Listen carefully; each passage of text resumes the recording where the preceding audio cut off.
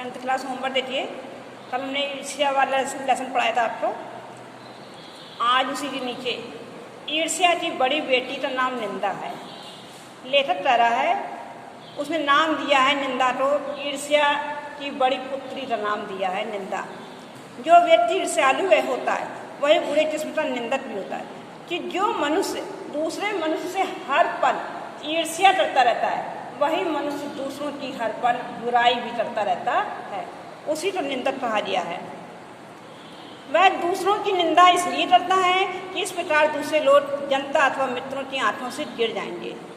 वह समाज में अपने आप को स्थापित करने के लिए कि हम बहुत श्रेष्ठ हैं, इस कारण वह लोगों के सामने, चाहे वो मित्र मंडली हो अथवा पास पड़ोस का समाज हो अथवा घर पर हो, वह अपने को श्रेष्ठ बताने के लिए हर पल दूसरों की बुराई करता है और दूसरों को गिराने की कोशिश में लगा रहता है, प्रयास में लगा रहता है। लेकिन वह यह नहीं सोचता है कि जो काम हम कर रहे हैं उसमें शायद हम ही सबसे ज़्यादा बुरे हों, लेकिन वह इस पर नहीं विचार विमर्श कर पाता है और जो स्थान रिक्त हो रहा उस पर मैं अनायास ही बैठा दिया जाऊँगा।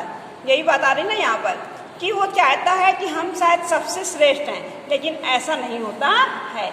यदि दूसरा मनुष्य के सामने, दूसरे मनुष्य के सामने यदि हम दूसरों की बुराई करते हैं तो वह मनुष्य भी तो हमें पहचानता है कि वो कैसा है कैसा नहीं है। तो ये मनुष्य को कभी भी नहीं सोचना चाहिए कि हम दूसरों की बुराई करके उसको नज़रों से गिराकर हम एक श्रेष्ठ पुरुष बन सकते हैं, ऐसा कभी भी नहीं होता है।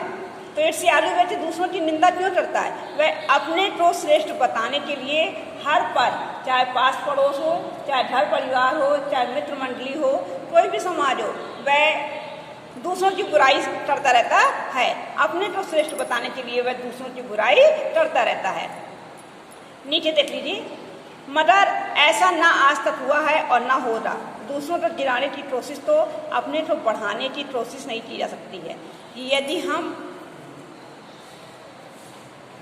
पहले भी और आज वर्तमान में भी, आने वाले भविष्य में भी इस तरह का काम कभी भी नहीं होता है। यदि हम अपने को श्रेष्ठ बनाएं और दूसरों को गिराएं तो हम कभी भी श्रेष्ठ नहीं बन सकते हैं। तरह दूसरों को गिराने की कोशिश तो अपने को बढ़ाने की कोशिश नहीं की जा सकती। यदि हम आगे बढ़ना चाहते हैं तो हमें सच्चाई के रास्ते पर, ईमानदारी के रास्ते पर और दूसरों को गिराने की कोशिश नहीं करनी चाहिए, तभी हम आगे की ओर बढ़ सकते हैं, अन्यथा नहीं बढ़ सकते हैं। संसार में कोई भी मनुष्य निंदा से नहीं गिरता है। यदि हम दूसरे मनुष्य की बुराई करते हैं तो वह मनुष्य कभी भी समाज में, वह तो श्रेष्ठ होगा लेकिन हम स्वयं उसकी नज़रों से गिर जाते हैं। उसके ध्यान का कारण, उसके पतन का कारण सद्गुणों का ह्रास होता है।